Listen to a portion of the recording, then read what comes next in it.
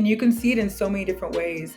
And I think a lot of the times people have been in relationships all their life, and that's just been their thing. They're like, oh, not good enough. Oh, question. Oh, nope. Oh. And they feel like it's this normal thing. And they don't actually look inward of like, maybe there's something actually happening with me rather than actually something wrong with my partner. But you cannot date potential. You cannot marry potential, like period.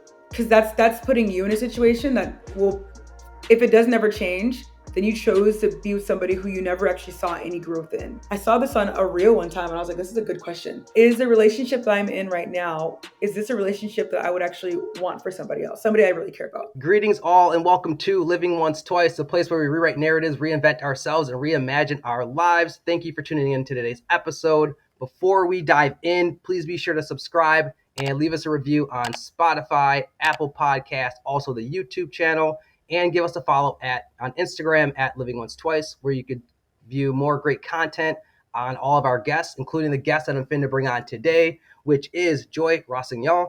Joy is a relationship coach and marriage and family therapist. You can listen to Joy and her partner Matthew on the Connected and Committed podcast, in which they offer wisdom, guidance, and transparent honesty from their own journey to help people who are experiencing intense anxiety about their relationships find peace within themselves and confidence to take the next steps in their dating relationships. Joy, welcome to the show. How are you doing? Thank you. I'm doing really, really well. Thanks for asking.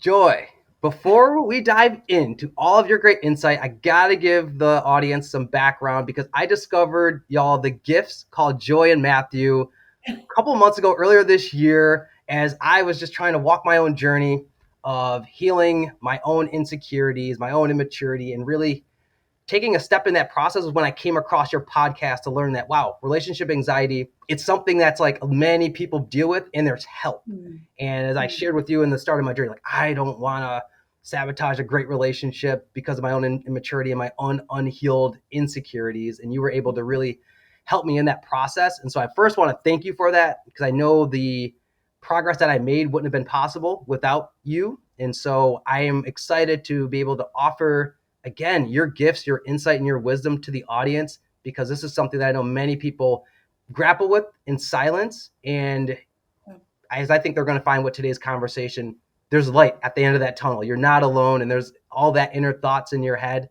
There's ways to combat that and really, as I talked about in your bio, find peace and confidence within yourself. Yeah. I think too, I know you didn't even ask me a question yet, but just in the sense of it's crazy how when we started this journey, my husband and I thought we were the only people who experiencing this. And so I remember I felt so much shame about it of like, oh my gosh, I can't tell people like what we're experiencing, but also like we need freedom because I really like this guy and I know he really likes me, but we're kind of going through all this stuff. And then once we actually got through it, all of the like our friends were experiencing it, all these things. Like my husband was able to help so many people in that process. And then we posted it online. How like a huge community of people are like, this is me, like thank you so much. I'm like, wow, it's crazy how you don't realize you're not alone until you say things out loud, you know? So anyway, yeah. No, Joy, I actually love that you gave us a little bit of that background, because sharing that in your career journey, I know you were a relationship and marriage and family therapist. So can you talk a little bit more about, that transition for like, how do you go from being a family and marriage relationship therapist to creating this online business with your husband? Because you start to talk a little bit about that online video that you posted that went viral. So could you just give the audience more about your background and just kind of context of that transition there? Sure. Yeah. So I graduated from Northwestern with my licensed marriage family therapy in 2020. So middle of COVID, all the things.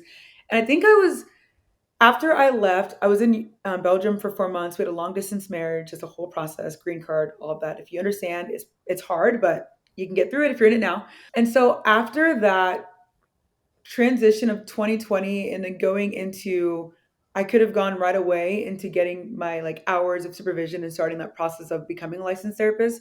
But I took a little break because I think I was confused. And I was like, I think I want to do just like coaching and all the things online, but I don't know what to do. So that it was a kind of a process for a bit.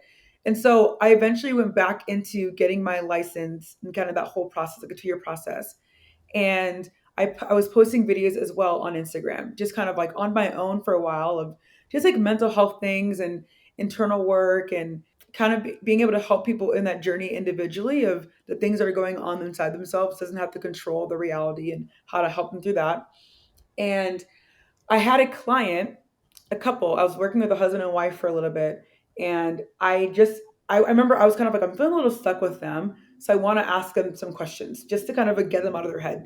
So I wrote down 4 questions, and in our session we talked about it. It went really well. Like it was just like 4 questions to kind of like help them like kind of like increase their connection. And so it's just I asked them 4 random questions.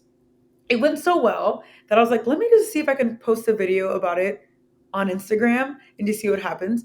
And so I tried to get my husband to do a video. This is the first time we've ever done any video ever. I remember right before we like did the video, we got into a little argument of us like, I think he was just like, I don't want to do a video. I just want to like relax. I'm like, just do it really quick. It's fine. So we ended up like making up, and then we filmed the video. And then I remember putting the 4 questions on there and posting it and then letting it go. After I remember I posted it and already it was like so much momentum. And after a week of posting it, we gained like 10,000 followers. It got shared like at the end of it, the video ended up getting like over 2 million views, 100,000 people shared it, like a bunch of people joined our community. And we were like, okay, there's something here.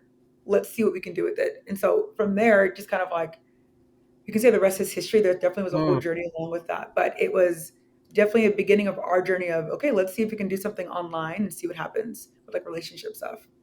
I love the discovery or uncovery of this kind of purpose and how it happens so organically. And I know folks listening are gonna be like, well, could you like, what are those 4 questions? If you don't mind, are you Yeah. willing to share? Like, what were those 4 questions that you posed that just kind of lit the whole world on fire here?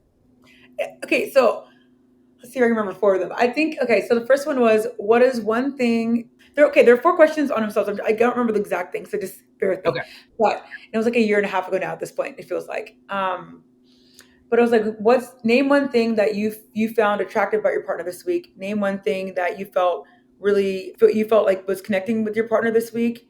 Like you felt like you was growing in connection with this week. What was one thing?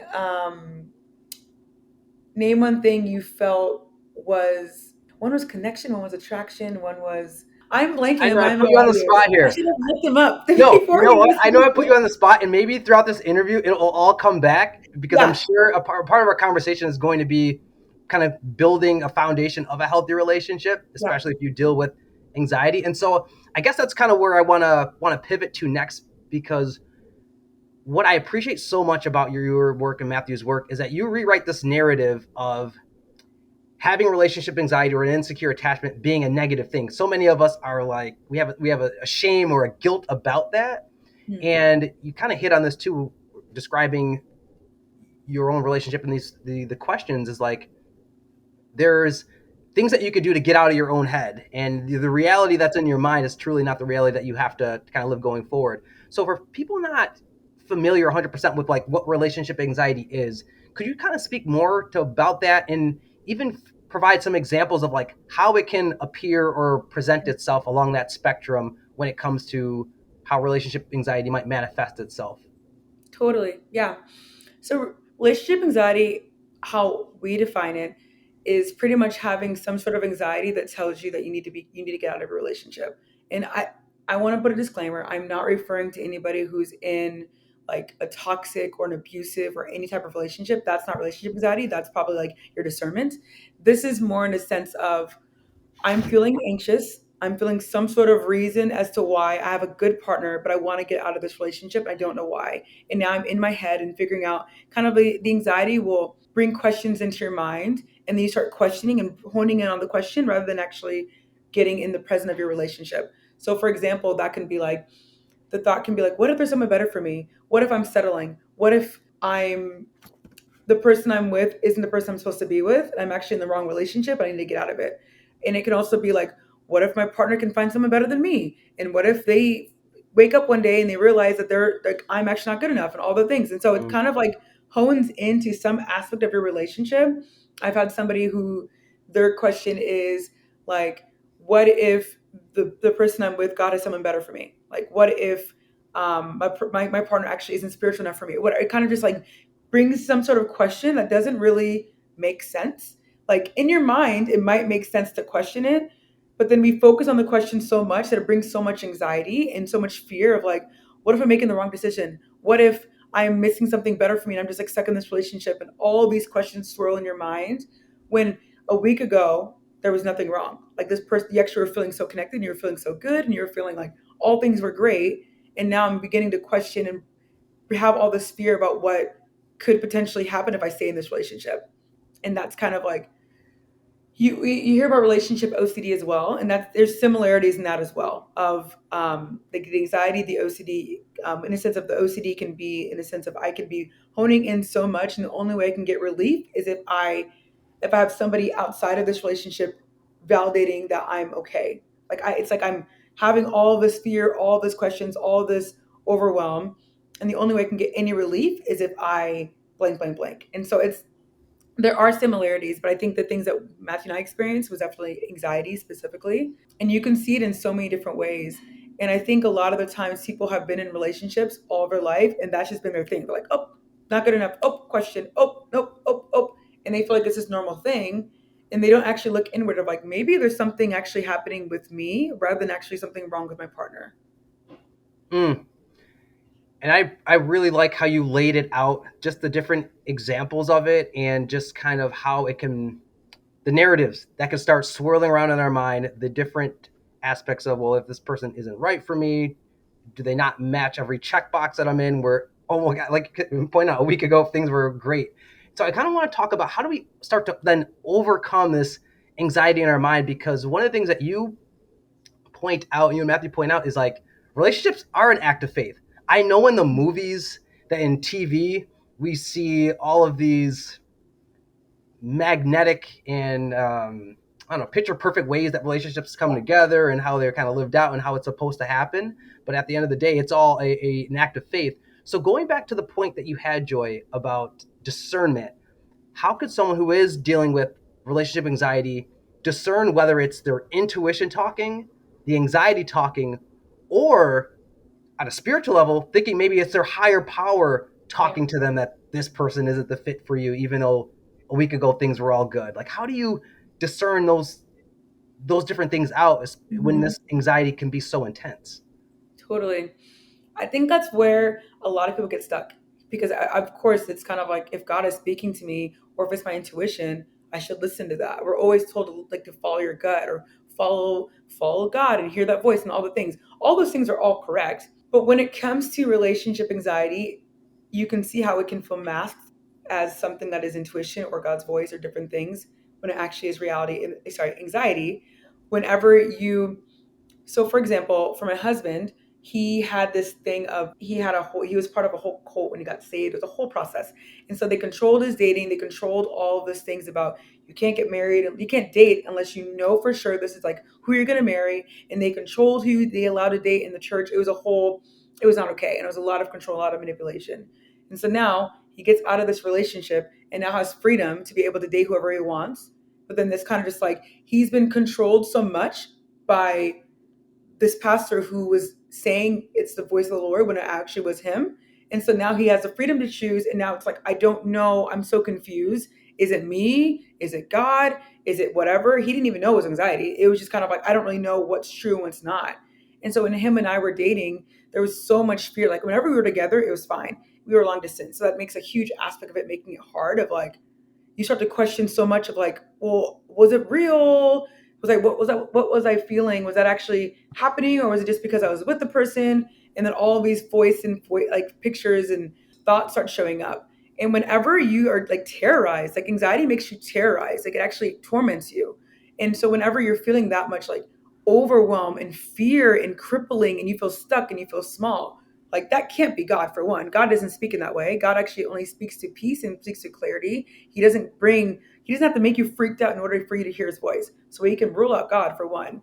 Whenever you have intuition or discernment, it typically is just like a knowing. You know what I mean? Like whenever I've had any experience, whenever I felt like, wow, this is actually my intuition or just my discernment just telling me that either this is right or this is wrong. It always just, it's kind of like this, like, it's one of those things you only can explain when you're in it, right? Of like, I don't know what it is, but I know what's right. But I'm not feeling fear about it. I'm not feeling anxious. I'm not feeling overwhelmed or pressure. I just feel like it's just like a breath of fresh air of like, I don't know what it is, but I know this is not the right thing, or I know this is right. I just no, nothing else makes sense, but I feel that this is correct. It's just kind of this lightness. Whenever we feel anxiety, it really is just like your heart quickens, you feel pressure, you feel overwhelmed, you feel just like, if I don't make this right decision, everything is going to go wrong. Like, you know what I mean? Like, it just feels so much like heaviness that, like, that is not, that's never anything that would feel accurate to what, whenever we've made decisions out of like ease and just like, I don't know what it is, but it's correct. It's always been just like, yep, that there's something about that's correct. And we can also look at any situation in our life where we've known for sure that it was God, that it was intuition, that was discernment. You can name any situation whenever we've known for sure. And you can always point back to that situation of like, yeah, I didn't actually have a lot of like fear or like overwhelm or anything. It was just kind of like one of these things that I just knew, like I just knew that it was correct. I knew we were supposed to live in Austin. I can't explain why. It just was like I had this dream, and then I was reading the word, and I remember I was kind of just like, I was praying about it. I just remember feeling like, yep, this is where I'm supposed to go. I don't know why. I just felt like it was correct. And we tried to open different doors. I remember we tried to see if we should live in Colorado or Denver or anything like that. And it was just like all the doors were closing. It just wasn't working. And it just was like there was no answer that led to that way. I'm like, okay, I'm letting my hands go there. We're supposed to be in Austin. We're just going to go for it and let it go and see what happens. And I remember, like, obviously, so much came from that decision and how much clarity as we took that step, it all made sense. And I think that whenever we have this fear of what if I'm making the wrong decision in my relationship, it just feels like more crippling rather than more like hands open. If I'm making the decision, this is the correct one. You know what I mean? Um, so we have to be able to find that those times in our life where we've made those decisions that were actually very clear, and it was based off of those decisions of I don't know, I'm right. There's something is right here. It never felt that way. And so that's how we've been able to figure out like, look, this is so different. This is very different. I know that this is actually is the right decision in our relationship. There's nothing wrong with this person. I actually love Matthew and Matthew loved me. It just was kind of like all the stuff was coming up at the same time, if that makes sense. Mm. And thank you for just being so open and vulnerable about yours and Matthew's kind of the dynamic and what Matthew was dealing with and how you kind of worked through overcoming that, and also giving some clarity around like God isn't going to come to you from a place of fear or force, like, so you can kind of eliminate that anxiety, that added weight or pressure coming from God. And when it's more of you tapping into your intuition, it's a flow, it's a surrender. There's a peace and a sense to it. And I guess I want to dive a little bit deeper of like some of Yeah. these questions people maybe can ask themselves if they're finding themselves going down a spiral. Because I think maybe you had offered like there's like red flag, obviously, but then maybe there's green and yellow. So are there some additional like tools or systems or structures that you've tapped into that have someone else you would offer to them if they find themselves going down a spiral, over feeling that they're overthinking, wanting to like leave a relationship that's been perfectly fine, that maybe they could use as kind of like a stopgap if they find themselves going too deep down a rabbit hole of anxiety? Yeah.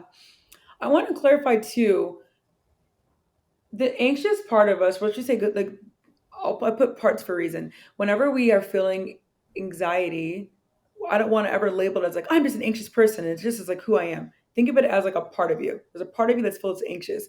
Whenever that is showing up, that typically is for a reason, and it's based off of fear. And I know for me, I've had past relationships, especially my first one. It was not great. It was toxic. It was manipulative. It was like emotionally abusive. It was all the things. And so because of those situations, there is a like the anxiety shows up to help. It thinks it's helping when it's not. It's kind of like, well, this past relationship you were in wasn't great. So what if you're in a relationship now and it's not great either? And what if someone hurts you again? And what if someone chooses somebody else? And it kind of spirals into this fear of, well, I need to be extra 100% sure that this is correct, because if I'm wrong, I get hurt. And I'd rather not get hurt. So the anxiety shows up to help you, protect you, to make sure you're safe, and to keep you in this bubble of like like kind of confinement, just so we're like, if we're in this bubble, we'll never get hurt and we'll always be safe and we're good, right? Mm. Like, we're fine. But we can't actually live life fully if we're putting ourselves in this bubble. And anxiety keeps us there. And so just even in this situation with my husband Matthew, he had so much like trauma in the church, right? And trauma in like whenever he tried to date, it was immediately met with shame and like you can't do that, blah blah.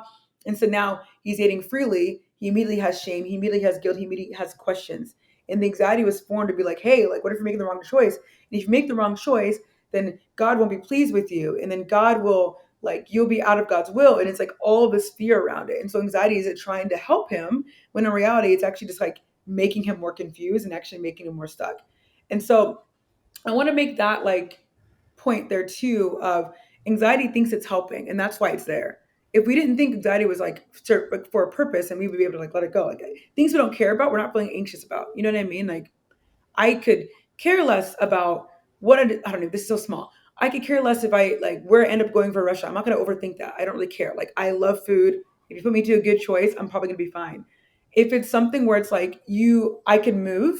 Like we had a lot of anxiety about that, but we only are feeling anxious about things that we care about. And the more we care about it, the more that anxiety is going to show up, right? The more that anxiety is going to feel like it needs to help us, especially if it is rooted in any decision that we've made quote unquote bad decisions before, or we've had not great things happen before, you know? And so I think that in that situation, if we're able, one, to just decipher in that decision of like, why is this anxiety showing up at all? Like, the thing is, I want to make this clear.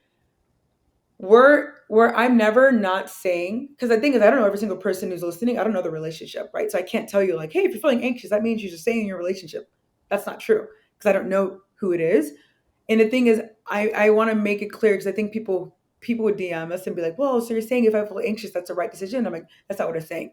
You could still have anxiety, and the decision could still be to leave your relationship. That is not what I'm saying. It's more what we need to do is question the anxiety and question why it's there in the first place. If it's showing up because if I stay in this relationship, that means blank, blank, blank. What does that mean? That might mean something, and that could be where the fear is coming from. If you leave this relationship, this could be something, and then that might be where your anxiety is showing up. My fear is always that I could end up alone. You know, I mean, I could end up somebody won't ever choose me, someone won't ever pursue me. And so sometimes for me, I would kind of like cling on to a relationship, even if it wasn't great for me, because I'm like, well, at least you're choosing me, and at least you want me for this moment, and whatever. And so I might be more prone to stay in a relationship rather than to leave it because of my own stuff. And then other people might be more prone to leave a relationship rather than to stay in it because of their own stuff. And so the question is when the anxiety shows up, what is it rooted in? And what's Mhm. actually showing up for you for that to be happening, for that to take place in your life? Is it based off of fear for some reason, I guess is my more of my point. So what is the fear rooted in? And what is your anxiety trying to help you with? Once you know what your anxiety is trying to help you with, you can get a little bit clear on like, okay, how can I look at this relationship more? I don't know if it knows objectively or subjectively. I think it's objectively. More Yes, objectively, yes. yeah. More objectively, and just being like, what am I actually experiencing in this relationship? Am I experiencing good fruit, like in a sense, good fruit? Am I experiencing love? Am I experiencing kindness? Am I experiencing um, patience? Am I experiencing like things that are making me feel better? Am I actually growing in this relationship? Is this partner actually good for me? If I saw this on a reel one time and I was like, this is a good question. Is the relationship that I'm in right now, is this a relationship that I would actually want for somebody else, somebody I really care about, right? And if that's the case, then it probably isn't something problem in the relationship. If that's the case, probably like, you know what I mean? Like it might be something that's actually showing up for you. And if it is something with you, then we actually need to figure out why is my anxiety trying to help like have me leave this relationship?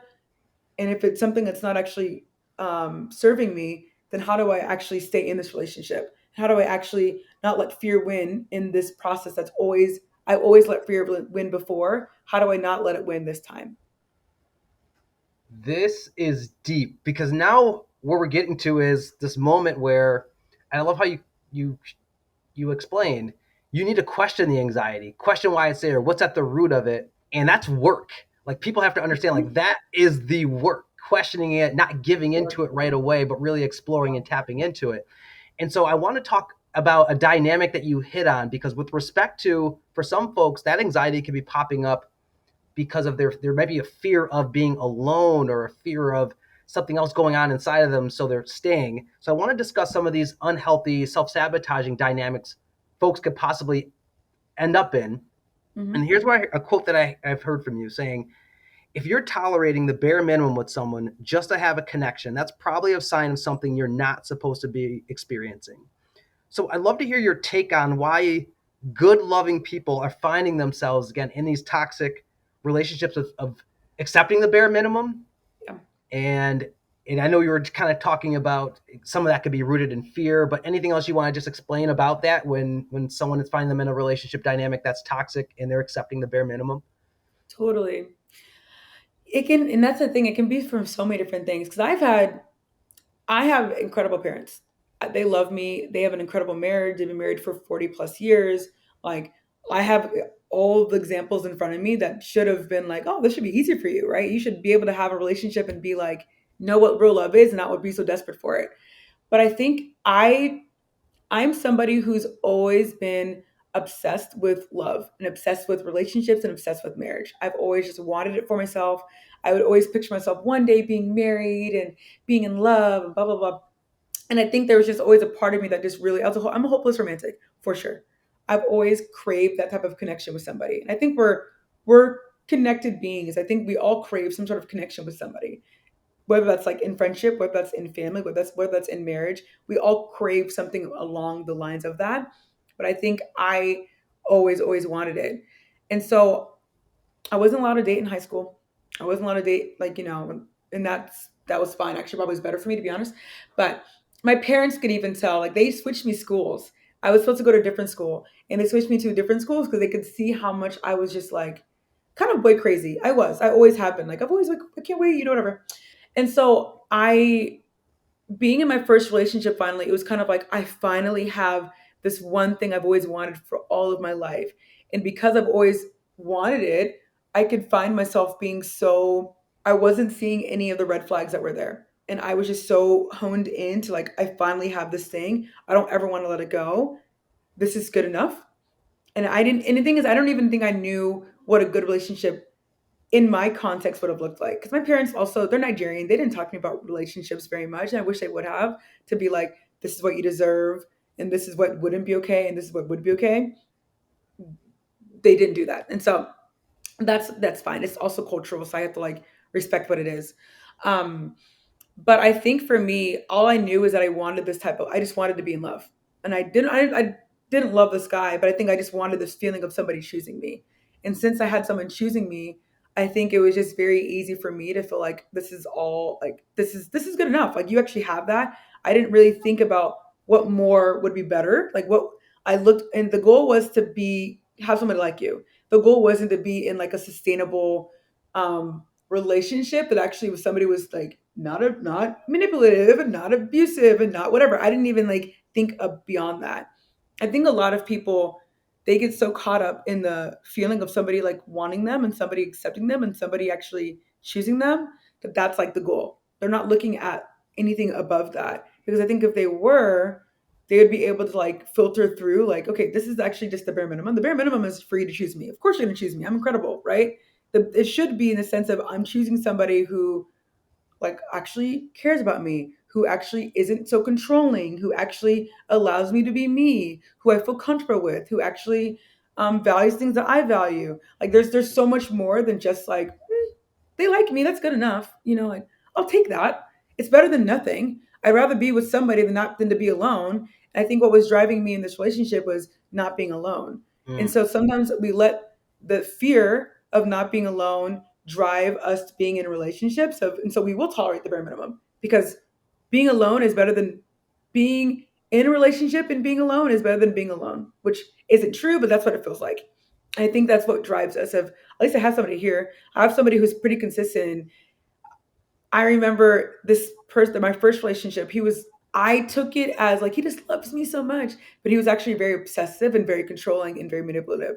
And so when I was in a healthy relationship, I didn't know what that was supposed to look like. Like, when I was with Matthew, he wasn't jealous. He wasn't like, I remember I brought something up to him, and his reaction was just like, oh, okay, well, thank you for letting me know. Like, I trust you. Like, we're good. And I remember being like, oh my gosh, he doesn't care about me. He's not like getting angry and being jealous and being like, you can't talk to him again. Like, he didn't do any of that. And I expected that because that's what I was used to. And he was just like, well, I just like trust you. I don't need to like control you. Like, you don't like this guy, do you? I'm like, no, I don't. I'm like, wait a minute, we're good. I'm like, okay. This was also new to me, you know?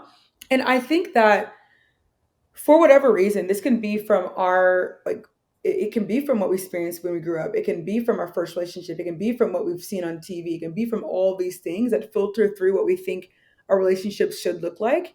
And sometimes all we think is we have somebody who likes us and they're here and they're reliant enough and they're this enough. Like, you know what I mean? Like, we shouldn't like have the enoughs be what drives us in our choosing of somebody, if that makes sense. Because I think in my mind, I'm going back, to be honest, I was 18. I don't know if I, at that time, maybe if somebody would have said something to me eventually and I saw some other relationships, I don't think I would have been able to see like enough to be like, oh, this is actually is not what I need. I actually need something more than that. You know, I don't think I knew that at the time. And yeah, I just think we tolerate it for different reasons and comes from different things.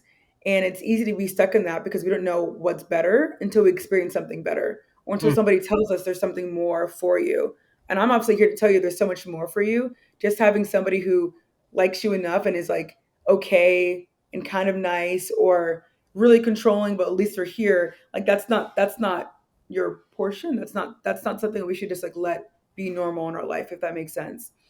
Um, and you brought up kind of the red flags, yellow flags thing. I think that it's really important to make that list because I think that if we weren't thinking about like anybody's in our mind, like I want us to clear out any person who's in our thought at this moment and just be like, if I actually was dreaming a little bit, what do I truly want in my future marriage? Like what actually would make me feel like over the moon happy? Like what would that look like?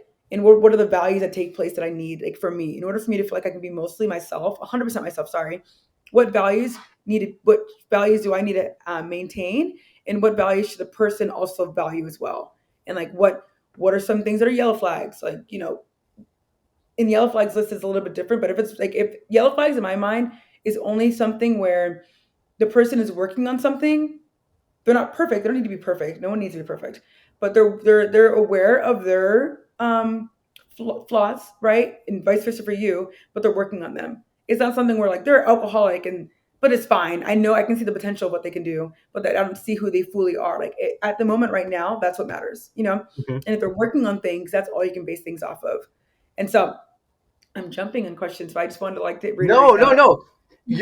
I love your honesty and your openness of walking us through. And there's so many things, Joy, that I want to honor that and stay with kind of what you shared. First, going back to love is something so many of us we yearn for. I think it's like one of the four pillars. Like we all want peace, joy, freedom, and love. Yeah, And especially if we didn't get it growing up in the ways that we needed to, we are without question going to look at it from the outside, or we're going to take on what we're seeing on television and in movies and music, and it makes us yeah, yearn for that more. But something else I want to honor is like maybe sometimes we're not given the best examples of like it's what it's truly supposed to be like, or we're supposed to experience, what we're supposed to tolerate, or we might see like we're not able to question the the manipulation and the obsessive behavior. We're not able to see through some of that and understand that that's not truly what love is, either because we don't have a thing something healthy to compare it to, or we just didn't have any healthy examples or foundation to work from. hmm, And so I wanted to ask you, and you start to talk about this of kind of like as you got to compare your relationship with Matthew to your previous relationship, and it was almost like a little, I don't know if it was like a little uncomfortable tension of like, oh wait, I've never experienced this before. Did you have any anxiety yourself of like, well, am I not supposed to be in this relationship, this healthy relationship? Did part of you ever want to like push that away because it was so new to you, being treated differently than how you were almost in a traumatic way, like programmed to think was loving behavior, or no? Because sometimes I've heard on like for example Instagram, people find yeah, themselves bored when they're in a healthy mhm, relationship because it's so new and refreshing, but they're not used to that. totally. See, and I think too, because I have a lot of clients that that's the case. They kind of get the ick whenever they're in a safe relationship of like, okay, like I don't know what to do with this. I'm used to like the ups and downs and all the things. I think if I would have been in this relationship for a very long time, and it was like even more extreme than it was, that may have been the case, because I don't think I would have known. But I also had like this reflection in my face of my parents, and I'm like, okay, well, I know what a healthy relationship is supposed to look like.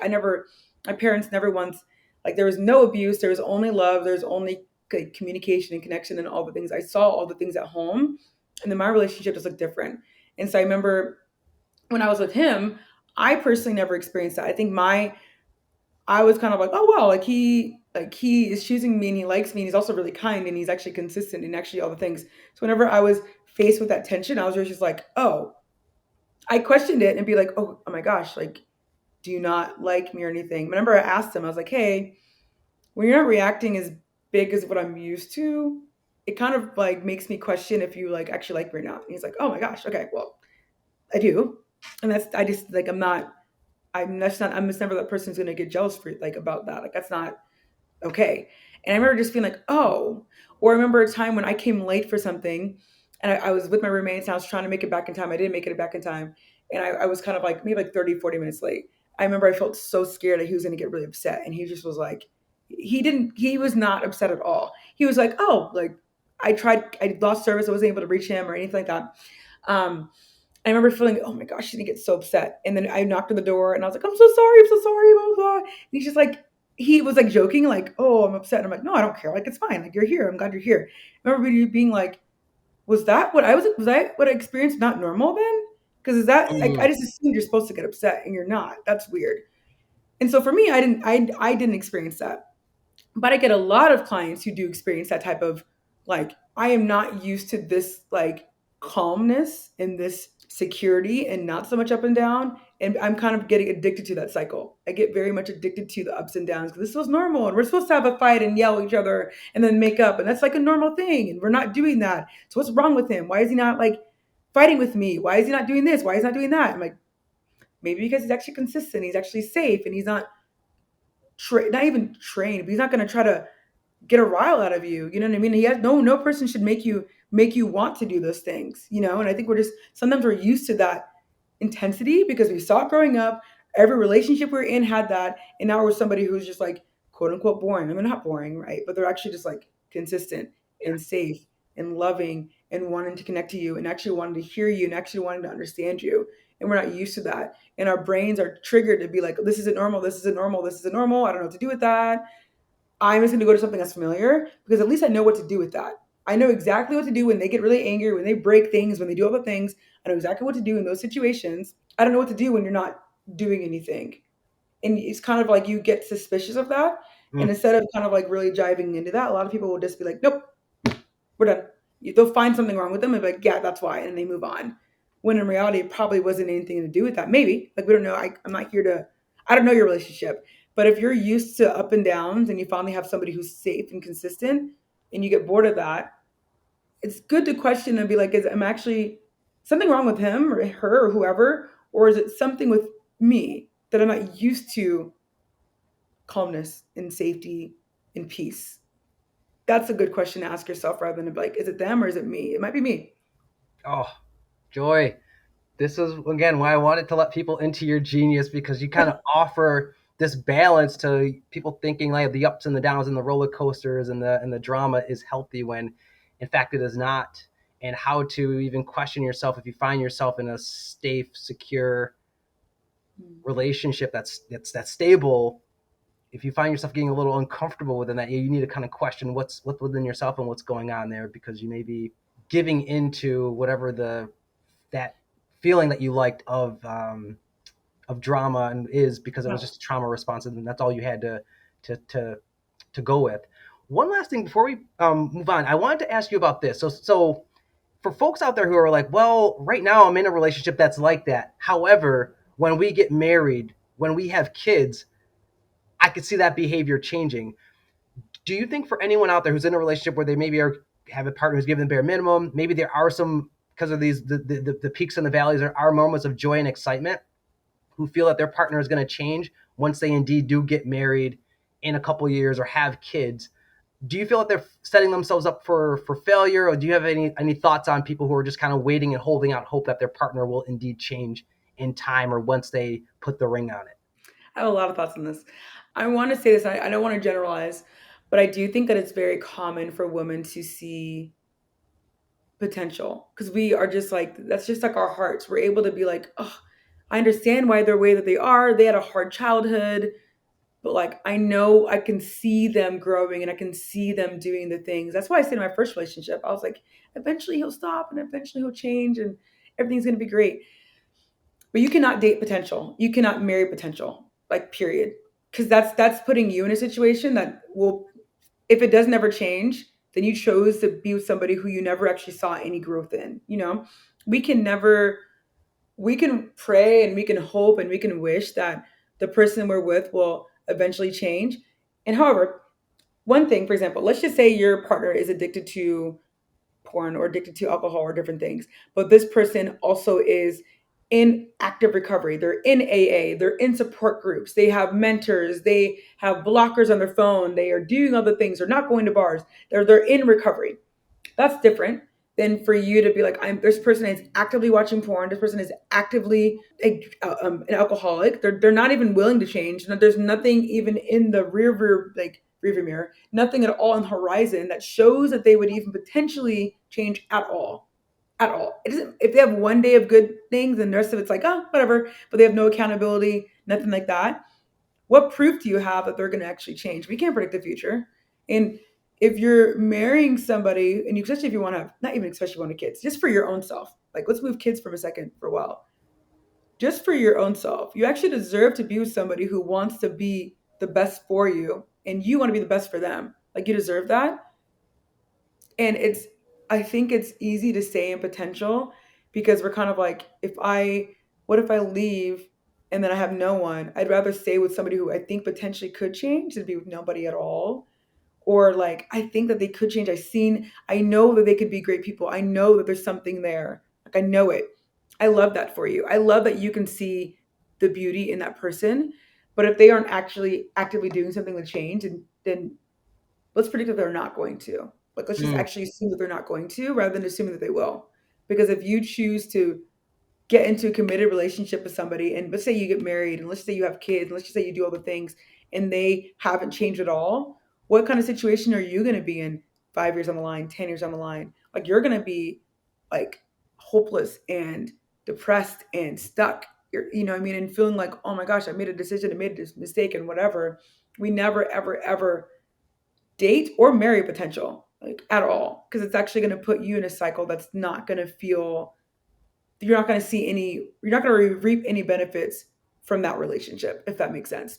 Yeah. So I don't agree with it as much as we want to. And it feels like, wow, I could be the one that could change them. Assume that you won't be. Like, if they haven't changed now, what makes you think that they're going to change then? Joy, you're speaking facts. You're speaking facts here that I know are gonna like resonate and hit so hard with people. And hearing you say you can't date or marry potential, I know it's gonna resonate with a lot of people who maybe are finding themselves in relationships where they have felt like they've settled or they're just kind of clinging on for hope. But I think you kind of offer some just real, honest truth to that because the person on the other side has to be willing to change. They have to be willing to do the work. And so I guess the last question that I want to ask before we go into the each one teach one, before we wrap up, is so let's discuss then that person who is now going through this process where they are wanting to take responsibility and accountability and they realize, and this is part of my journey coming to you, is like, wow, I fumbled, I've sabotaged a great relationship because I wasn't ready to change, become mature, work on my insecurities. And then as they look back, they realize that they sabotaged a great relationship. Maybe they've given into the anxiety and they pushed away a great relationship or hurt someone. I guess what would you offer to them, even on like a biblical level, if they're dealing with the shame and the guilt that comes from their past because they've realized, oh, I I've hurt someone, I've caused harm to someone because of their past, whether it's their behaviors, giving in to relationship anxiety, or just because they projected a toxic core belief that they had upon someone. Yeah. I'm, shame is the worst motivator.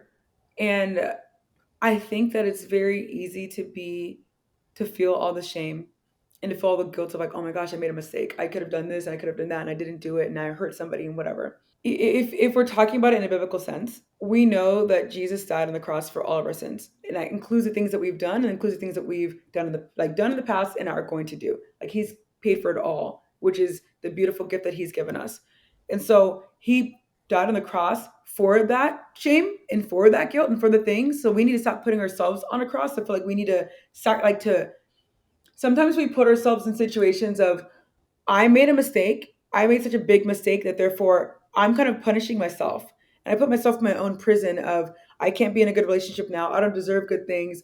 I have to stay in this cycle of shame and guilt for a long time until I've learned my lesson, until I really feel the weight of what I've done. And I think that that's what the enemy wants you to do. Like if we're talking about it in just that practical sense, like that's like literally the plan of the enemy. Like he wants you to stay in that thing because then you never will grow and you'll never move from the place and you'll feel completely stuck and you'll feel completely small. Shame is never going to do anything that's beneficial for you. I want you to be one because even as like we were working together, if we could even talk, I won't like say your stuff obviously, but just in general, like you and I work together, and I know that that's something where there are reasons as to why we do what we do. Like, you know what I mean? There's always a reason. And I'm not saying it's an explanation. Is it an excuse? No. Like of course we made the mistake. We ask for forgiveness. Either if you get it from them or not, you get at least ask forgiveness for yourself and you have to move on. But we all have reasons as to why we have done what we've done. And it can appear as toxic and it can appear as I was like, oh, I'm just super manipulative, or this is just who I am. But we've had identities formed from us from different reasons as to why that showed up for us. It could be for whatever reason. And I think it's just more helpful to be able to figure out, why was I doing what I was doing at all? Like if I did hurt somebody in the past, what was going on for me for that to be the case? Like, you know what I mean? Like I said, explanation. It's an explanation. I'm not saying it just makes everything okay, but at least it gives you a reason as to why we did what we did. And then we can actually grow from that and learn from that, and we have a lot of reasons. It could be trauma, it could be we got really, really hurt. And there was something we told ourselves that we'll never let anybody hurt us again. And therefore we just hurt other people. And I mean, it could be from so many different things. But I want us to be able to hold that version of ourselves that was hurt at that time and be able to actually hold space and compassion and love for that part of us. Because if we don't allow that part, like love and compassion to come in for that part, all we do is shame it. And in reality, it's like, think of, just to give an example, like let's just say we are somebody who completely hurt somebody. If we're talking about my husband, for example, for a long time he was just kind of like he might have like emotional connections to people, but then not really actually commit because of his own fear and because of his own trauma and all the things. And it'd be very easy to judge him, like, oh my gosh, you hurt all these people, blah blah blah. But we have to see it as, okay, that was actually the like 12-year-old version of him. When did he get saved? I think he got saved when he was like 12, and he automatically got saved into this like cult church. That was really the 12-year-old version of him who was making that decision of, I'm so afraid and I've been controlled for all of my life in this sense of, this is what it's supposed to be like, that I'm so afraid to actually make a decision. So therefore I just like don't make a decision. And I'm like crippled and lost because I'm this 12-year-old is choosing to make this decision as an adult. And it's really hard for 12-year-olds to make decisions. You know what I Mm, mean? And we can all see it in a sense of, there's a point in our life where we were hurt or we had this mindset manifested into what it is now. And this is why we do what we do. So instead of shaming the dog part of you, I want you to go back to the part of you that really got hurt in the first place, that started making those decisions, and have compassion on yourself for that. Like shame doesn't do anything. Only way that we can have actual change is for us to actually have compassion and love for the versions of us that made those decisions rather than what we're living from now, if that makes sense. And so I think that's, it's like very abstract and whatever, but I think that's, I think it's easy to be like, oh well, I don't deserve that. Yes, you do. Everyone deserves love, and everyone deserves a second chance, and everyone deserves forgiveness. You're not above that, you know.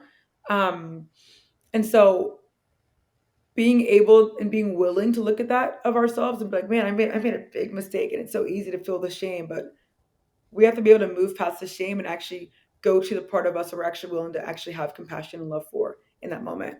Because we all have them, and we all have made mistakes, and everyone makes them, and it's more of a matter of what we're going to do in order to move forward from that. And thank you for just outlining that, Joy, the compassion part, but then it all goes back to going inward and doing the work. And it can be hard, painful, challenging, messy work, but that's the only way that you get to the other side of really being able to heal it and do that last part. What you were saying was like move forward in a Yeah. healthier way. So I want to get to our each one teach one rapid fire questions for you, Joy. So I got a few questions for you. So are you ready?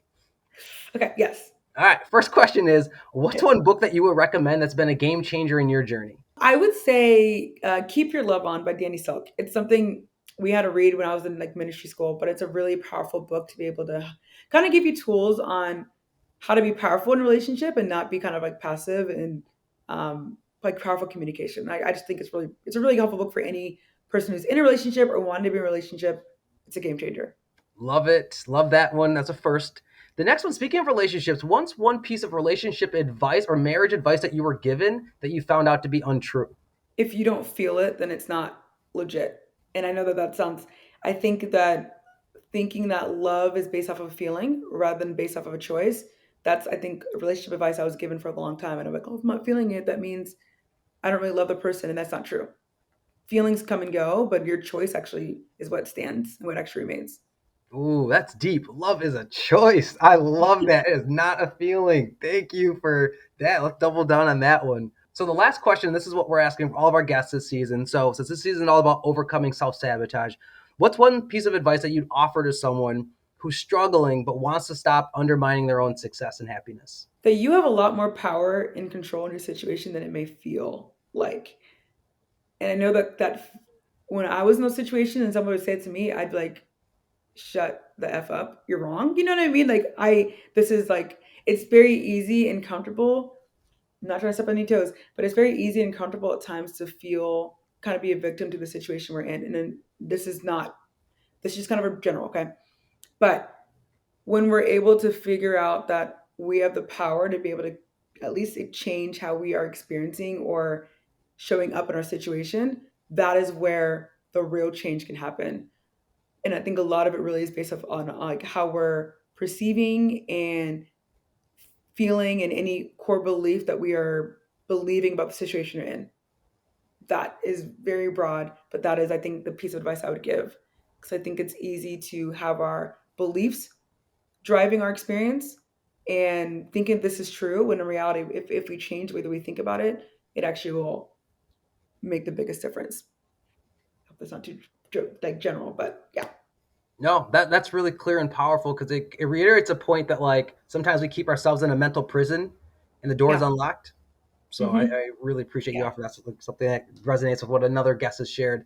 So last thing, Joy, because you've offered so much insight and so much wisdom, what's next for you and where can people go to find out more about you, especially if they want to explore working with you and the work that you and Matthew do? Yeah. So I don't know if you're gonna put my Instagram on there or not, but Yeah, you I got can. you covered. I got you covered. Cool. You can go to my Instagram. I do one-on-one coaching. We have group coaching. We just are in a second round, and then we have a new cohort opening up in January. But right now, we are in the process of launching our community membership. So this is a place where people who are experiencing relationship anxiety as well, we're having a community to be able to work through that together in a safe community. Because I think that a lot of people who are experiencing relationship anxiety, they can feel very isolated in the real world. Like of none of their friends have experienced it. Everyone else has a really easy time in a relationship, but you're kind of like, I'm having all these questions and doubts and fears. And if you talk to the wrong person about it, they'll actually convince you and agree with the fear rather than actually speaking truth to you, if that makes sense. And so in this community, we really want people who are speaking the same language, who are working through the same things. We're like it's kind of like a place where we're able to come together and we'll have two like bi-weekly Zoom calls with my husband and I. We'll have a private platform to have communications and conversations with those who are in the group. We'll have trainings.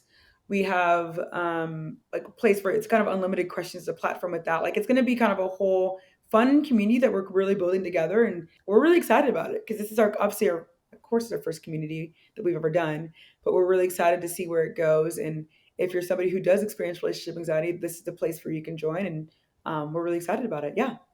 Beautiful. And I'll be sure to include that, any links to that in the show notes. And I'm so excited to hear your creating this community, because many people are doing this on their own island, let alone in their own head.